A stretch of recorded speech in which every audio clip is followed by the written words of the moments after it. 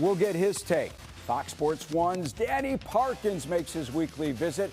He'll tell us if the Bears defense right now is one of football's best. Finally, hey, Bulls are ready to lift the curtain on the regular season, but their leading scorer won't be there. We'll have the latest on Kobe White's condition, and we'll take a look at the new Bulls jerseys. It's all now on Chicago Sports Tonight. From Fox 32 Chicago Sports, this is Chicago Sports Tonight. All right, Tina, everyone I've heard from, including Bears coaches, players, they had the same opinion. Bears defense and run game won that ball game over the Saints yesterday. The offense, though, on a roller coaster. This is what Ben Johnson did. Up and down, still hasn't hit its stride through 6 games, especially the passing game. And Johnson said, hey, the offense won't be playing its best football till December, so we shouldn't be surprised, right? Yeah, well, first off, I was catching up with a member on the coaching staff earlier this morning, and I asked him, all right, be real with me. How is this team feeling now that you guys have won 4 in a row for the first time since 2018? He said, they know how tough it is to win in the NFL, right? We've seen 2 games come down to the wire where this team has found a way to win, but this team is so focused. They're so hungry because, you know, we hear Ben Johnson tell us, I want this team playing their best football in December. Of course, he's preaching that same message to this team. So right now, when you look at things statistically, offensively, Bears are the only team in the NFL to have scored at least 21 points in their first 6 games. And then defensively, right, it was big play after big play yesterday. Dennis Allen, we're seeing the impact he's had on this unit. 4 straight games now where they have at least 3 takeaways. The interceptions from Nashawn Wright, Kevin Byard as well, a team leading 4 on this season. So overall, they acknowledge how tough it is to win in the NFL. However, they are focused because they know the best is still yet to come. And there's just so much more. There's a lot of potential that this team feels like they want to reach. Yeah, for sure. There's still a lot to work on as well, specifically penalties, what I want to get into with you coming up in a couple of minutes. Also, as we touched on, the work of Caleb Williams, who had a couple of real good games and then had probably his worst game this season yesterday. Did Ben Johnson have a chance to talk to the media today? Yeah, he did. And first off, I mean, let's talk about those penalties, right? Because 6 games into the season, we're still seeing these false starts. I believe 10 penalties yesterday for 92 yards, 6 on the offense, but 5 of those were pre-snap penalties. Ben Johnson said on Friday when he was asked by Kevin Fishbain about it, I mean, we've been beating it like a drum to these guys. So they know it's something that they have to clean up, but when you look at things from a big picture standpoint, right, it really hurts the momentum on some of those drives. It stalls the momentum, but listen in on what Ben Johnson had to say when he got the chance to go back and watch the film.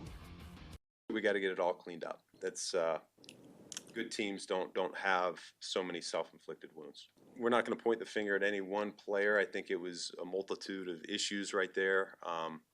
And so we're on a mission, a united mission this week to get that fixed. Yeah, and as Tina said, penalties an issue with this team yesterday. 6 of the 10 penalties were on the offensive side of the football. Pre-snap becomes, or is still, an issue with this team. It has been, man, going all the way back to training camp and the preseason. I thought Olin Kreutz on the score this morning brought up a great point. The all-pro center saying that cadence, is right now a difficult issue for this team to go through. The quarterback and his offensive lineman, a number of offensive linemen have never played with Caleb Williams.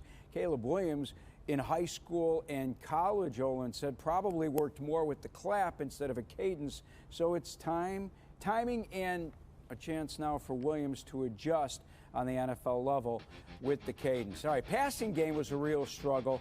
He did not look good. A number of his throws, especially when he ran out of the pocket, which you would expect him to be more accurate with, weren't very good throws at all. Caleb Williams took the blame after the game. Didn't throw for 200 yards, didn't throw a touchdown for the first time in a game this season. And even when he broke out of the pocket, as I mentioned, tried to make things work downfield, his accuracy way off. A few times even hesitated to run the football, which is far different than what we've seen from Caleb Williams. Brandon Staley, who's the Saints defensive coordinator, actually chose not to load the box and challenge the Bears' run game, What he instead did was he loaded up his secondary in fear that Caleb Williams would have more success throwing the football to his playmakers like Odunze and DJ Moore, and it didn't happen. He challenged the Bears' run game, and sure enough, the Bears beat him on the ground with not only DeAndre Swift, but also Kyle Monangai. He said, hey, I'm gonna let DeAndre Swift and Kyle Monangai beat us with their rush game, and sure enough, they did, Tina.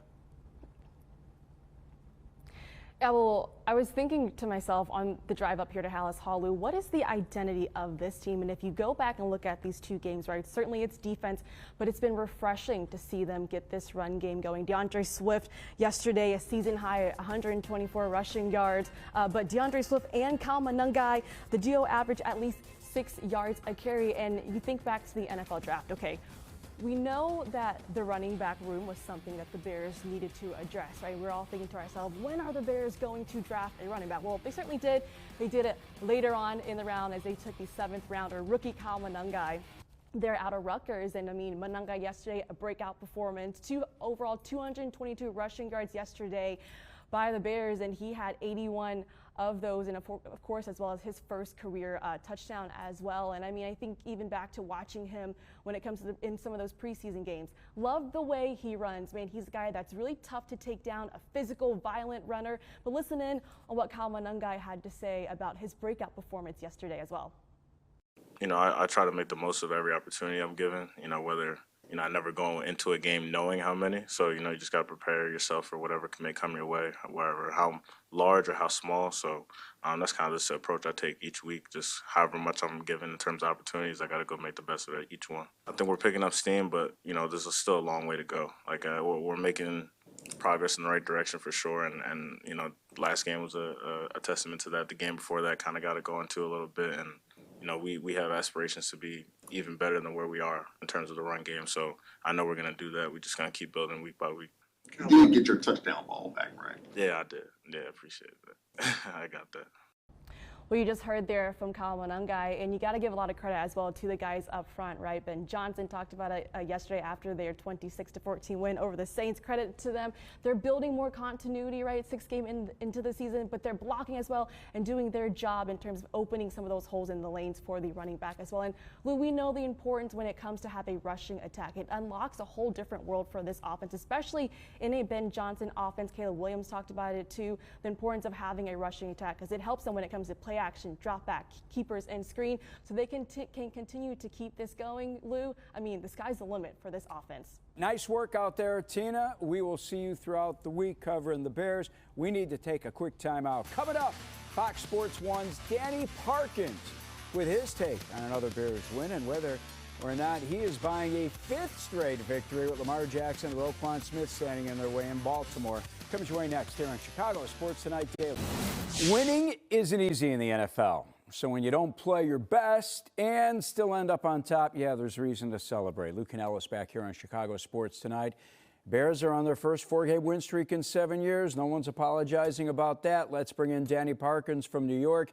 Danny, part of Fox Sports 1's First Things First every day. Do these Bears remind you of the Lovie Smith Bears, Danny? Well, that game on Sunday against the Saints certainly did. I mean, I think Bears fans have seen that story a time or 75 before in our life. You know, an ugly quarterbacked game with a dominant defense and a running game Sunday that was excellent. You know, it's an old school formula for winning in an era of passing and quarterback dominance. It made it for a little bit of an outlier.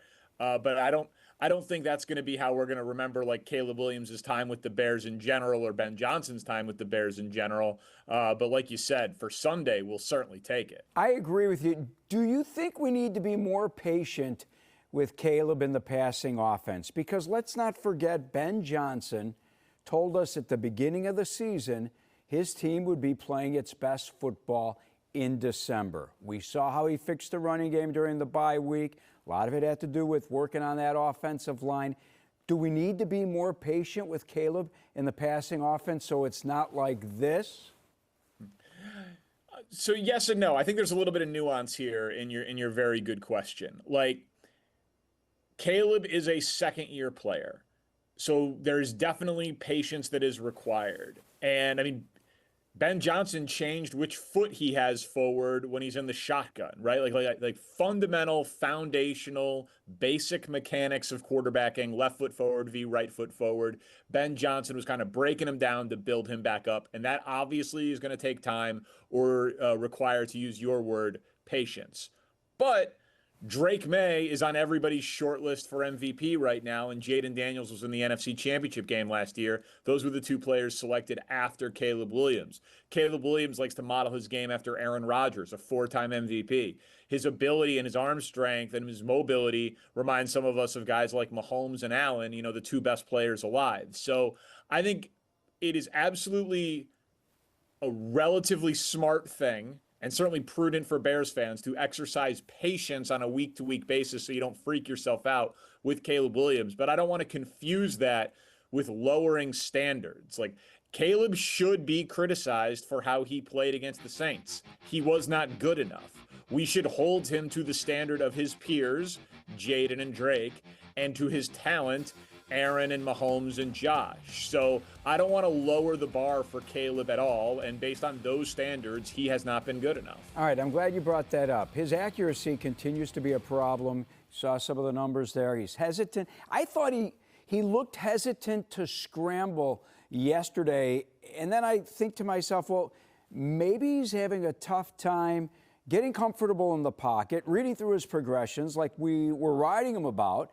and then still thinking, hey, if the opportunity is there, I should still tuck it and run.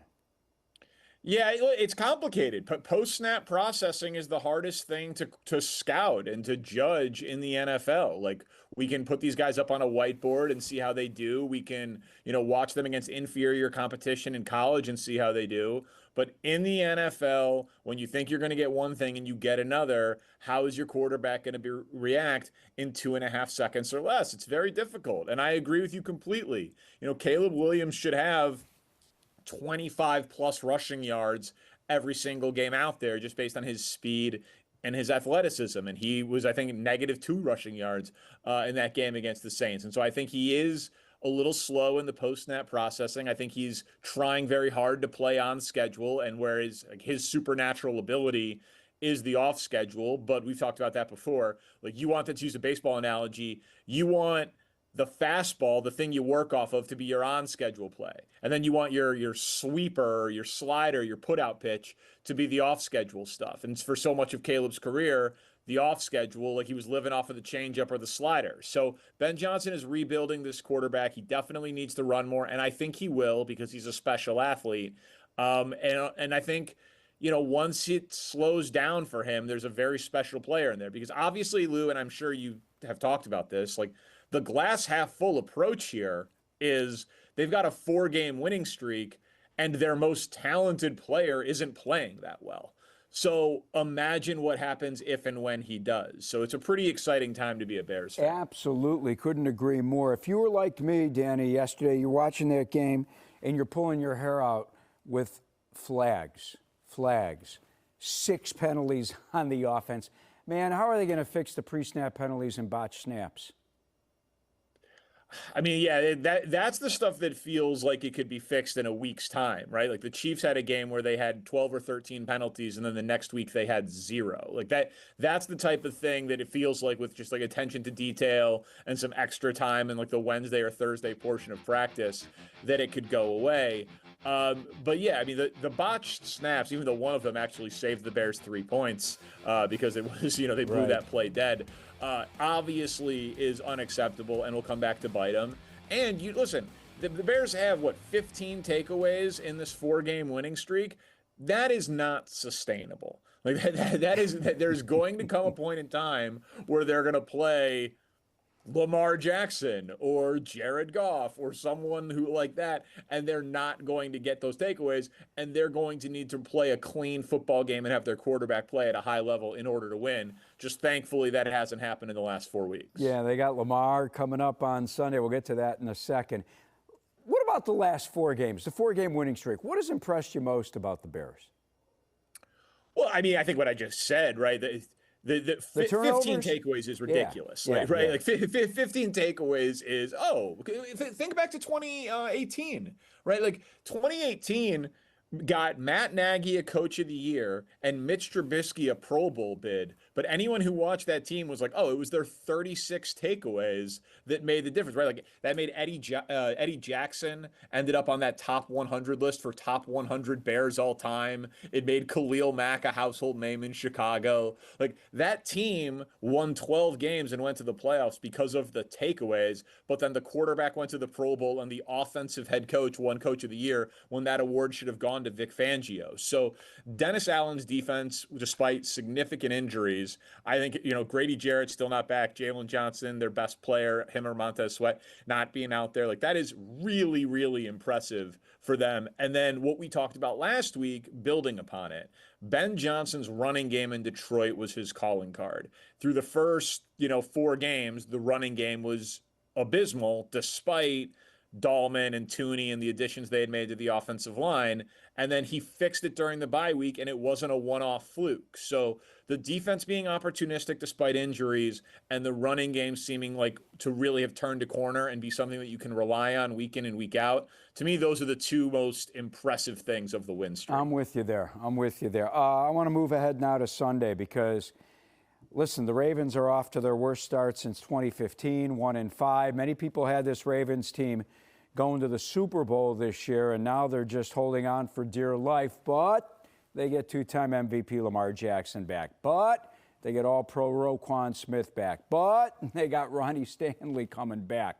Do the Bears need to win this game for the critics out there, Danny, to say, well, yeah, they beat Dallas at the right time. They beat a bad Vegas team. They got away with one against Washington. Who knows how good the Commanders are after what the Cowboys did to them, and they beat a bad Saints team. Is this really the barometer game of where we are with the Bears?